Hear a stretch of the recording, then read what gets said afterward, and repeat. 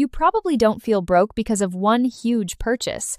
You feel broke because 10 small subscriptions hit your card before you even finish your coffee.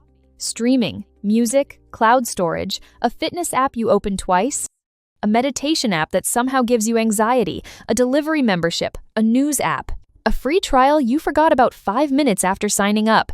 That is the genius of the subscription economy. It doesn't take your paycheck all at once. It nibbles. A $9.99 subscription does not feel like a financial decision. It feels like background noise. Less than lunch. Too small to worry about. But that is exactly why it works. Subscriptions are designed to be small enough to ignore, convenient enough to keep, and annoying enough to cancel that you tell yourself, "I'll deal with it later." And later is where subscriptions make their money. Imagine Emily. She's 32, works full-time, and doesn't think of herself as reckless with money. She has Netflix because everyone needs something to watch, Spotify because silence makes work feel longer, iCloud because her phone keeps threatening her about storage, Amazon Prime because shipping fees feel personal, a fitness app from January, a meal planning app from a wellness phase, a photo editing app, a news subscription, a delivery membership, a language app because she was going to finally learn Italian. None of these feels crazy. That's the point. Each one is easy to defend. It's only $6. It's only $10. It's only $14. But by the end of the month, Emily is not paying for one subscription. She is paying for an entire museum of past intentions. Productive Emily wanted the project app. Healthy Emily wanted the fitness app.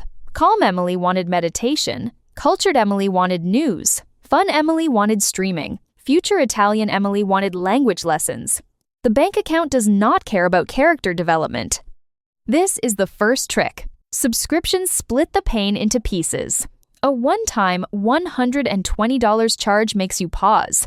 Your brain says, "Wait, is this worth it?" But $10 a month slides past your defenses. Same money, different emotional label. That is mental accounting. We don't treat all money the same way. A $100 purchase feels like a decision. $10 a month feels like a lifestyle. Companies understand this perfectly. They know people are more likely to say yes to a small recurring payment than a bigger upfront price, even if the recurring payment costs more over time. From the company's side, subscriptions are beautiful. Predictable revenue, better forecasting, higher customer lifetime value, and more investor-friendly numbers. Instead of hoping you buy again next month, the company gets to assume you are still around until you leave. And leaving is where things get interesting. Maybe you have to log in. Maybe you forgot the password. Maybe the cancel button is buried under 3 menus. Maybe they offer you a discount right before you quit. Maybe they ask, "Are you sure?" in a way that makes canceling a $7 app feel like ending a relationship. Maybe you think, "I'll do it later." Again, later is where the money lives. Subscriptions run on a simple human weakness. We sign up when we are motivated, but we cancel when we are organized. Those are not the same emotional states. Free trials are the perfect example. A free trial doesn't feel like buying something. It feels like avoiding a decision. You tell yourself, "I'll try it and cancel if I don't use it." That sounds reasonable. But the company is not always betting that you will fall in love with the product. Sometimes it is simply betting that you will forget. Emily downloads a fitness app in January because she wants to become the kind of person who works out before breakfast. She enters her card because the app says she won't be charged for 7 days. She tries one workout, gets busy, forgets, and 2 weeks later, the charge hits. At that point, canceling requires a tiny burst of adult energy she does not have on a Tuesday night. So the subscription survives. One forgotten app is not a disaster. The problem is that the whole economy learned this trick. There is also loss aversion. People hate losing access to things, even things they barely use. Canceling a streaming service means maybe you won't have that one show when you want it. Canceling a news app means maybe you're less informed. Canceling a fitness app means giving up on the version of yourself who was definitely going to work out. Canceling cloud storage feels especially scary because your photos are trapped somewhere in the digital fog. So, we keep paying, not because we love every subscription, but because canceling feels like closing a door. That is why subscriptions are different from normal purchases. When you buy a jacket, the decision ends. You either bought it or you didn't. But subscriptions keep asking the same question every month without asking it out loud. Do you still want this? And because the question is silent, many people never answer it. For businesses, that silence is profitable. In the old model, a company had to convince you to buy again. In the subscription model, the default is that you stay. The burden shifts from the company needing to earn the next purchase to you needing to stop the next charge. That is why investors love recurring revenue. It looks stable. It looks predictable. A business can point to monthly payments, retention, lifetime value, and say, "Look, our customers keep coming back." But sometimes, customers are not coming back. Their credit cards are. Streaming is the easiest example. At first, streaming was the escape from cable. Then, every studio built its own platform, pulled back its own shows, raised prices, added ads, cracked down on password sharing, and somehow the future started to feel suspiciously like the past, just with more apps and worse search. You canceled cable and rebuilt it one subscription at a time. The most dangerous subscriptions are not always the expensive ones. They are the invisible ones. The $4.99 here, the $7.99 there, the $12.99 you forgot. The annual renewal that appears like a jump scare. The app you only use twice a year but keep because it might come in handy.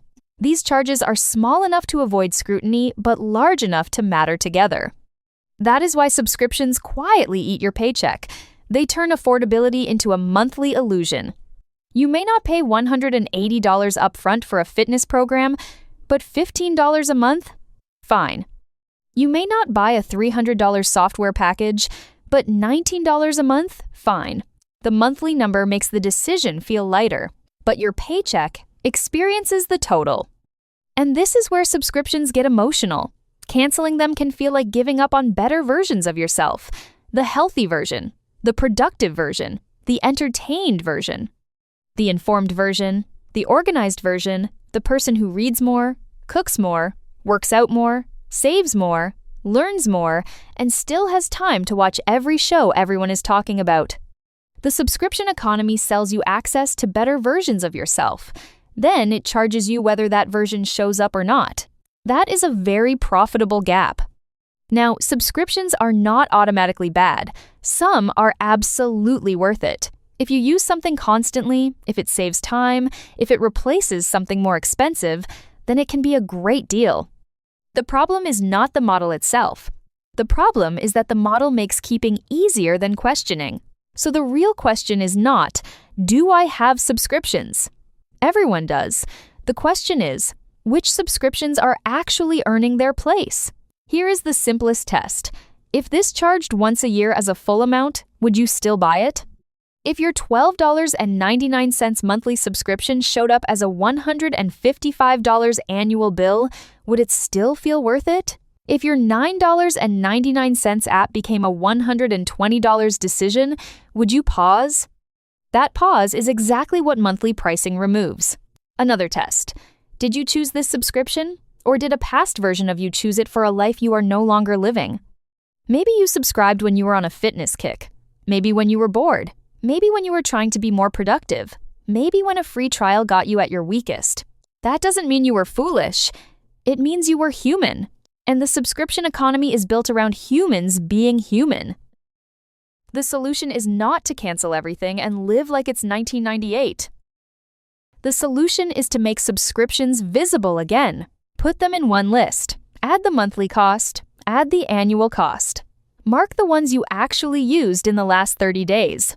Suddenly, the invisible becomes visible. Companies want the charge to feel automatic. Your job is to make the decision feel active again. Because subscriptions are not just small bills. They are tiny votes for what gets to stay in your life. Some deserve to stay. Some do not. And some are just digital ghosts of people you meant to become. That is why subscriptions are quietly eating your paycheck. Not because each one is huge, but because each one is easy to ignore. They don't break your budget with one punch. They drain it through repetition. The subscription economy figured out something powerful. People will fight a big bill, but they will tolerate a small leak. And if enough companies create enough small leaks, your paycheck starts to feel smaller before you even spend it. So the next time you see "Start your free trial," remember, the product is not just asking for access to your attention. It is asking for a place in your future paycheck.